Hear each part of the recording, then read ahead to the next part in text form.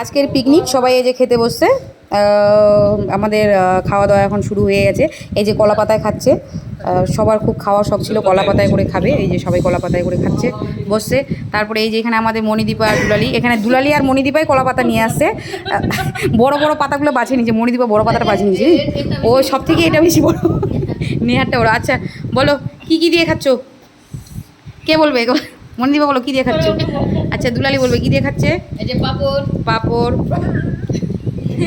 তারপরে তারপরে ঢেঁকি শাক খাচ্ছে, তারপরে এখানে আলু ভাজা, মুচমুচে আলু ভাজা, তারপরে কাঁঠালের তরকারি, তারপরে স্যালাড, তারপরে এবার এখানে আছে কচু আর পেঁয়াজ সাথে।